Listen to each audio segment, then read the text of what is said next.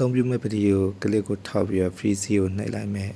အဲဆိုဓာတ်ပုံလေးတစ်ခုထွက်လာမယ်အဲဓာတ်ပုံလေးကိုကျွန်တော်က over လေးနှိပ်လိုက်လို့ရှိရင်ဒီဓာတ်ပုံလေးကအောက်ကိုကျလာမှာပေါ့နော်ဓာတ်ပုံကို 0.7 စက္ကန့်လောက်ထားပြီးတော့ချိန်လိုက်မယ်နော်ညှိပြီးသွားရင်အဲ့ဓာတ်ပုံမှာ key frame နှစ်ခုချမယ်ဓာတ်ပုံရဲ့နောက်ဆုံးမှာ key frame ချမယ်ဘာမှမပြောင်းဘူးနော်ရှေ့ဆုံးမှာ key frame တစ်ခုချမယ်ရှေ့ဆုံးမှာ key frame ချရမှာဓာတ်ပုံအောက်ဆုံးထိဆွဲချလိုက်မယ်ပေါ့နော် key frame နှစ်ခုချမှာထောက်ပြီးတော့ grab ကိုနှိပ်မယ် grab ကိုနှိပ်ပြီးတော့ flow 2ကိုရွေးလိုက် background remove လုပ်တဲ့နေရာမှာ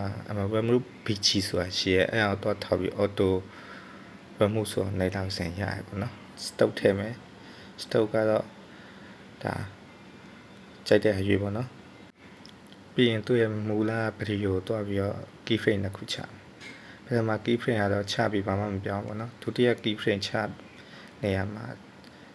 view ကိုဆွဲလိုက်မှာเนาะ view ကိုလိုချင်လောက်ချိန်ပြီးဆွဲလိုက်သူနောက်ကဗီဒီယိုကလစ်ကြတော့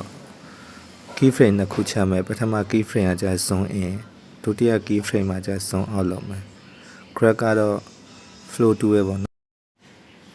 ပြီးရင် animation ထည့်မယ်နိ animation ကတော့ smoke ထည့်မယ်ပေါ့ဒါ animation အမှ smoke ဆိုအောင်ရှာလိုက်ရှာပြီးတော့ထည့်မယ်ရှေ့ကပြောခဲ့နီလန်းနေတိုင်းနောက်ဗီဒီယိုကလစ်တွေမှာလည်းထည့်လုပ်လိုက်ရှင်အဆင်ပြေသွားပြီပေါ့နော်အားလုံးကျေးဇူးတင်ပါတယ်ဒီဗီဒီယိုလေးကမိတ်ဆွေတို့အကျိုးရှိမယ်ဆိုရင် like and follow နဲ့ subscribe လေးလုပ်ခဲ့ပေးပါဦး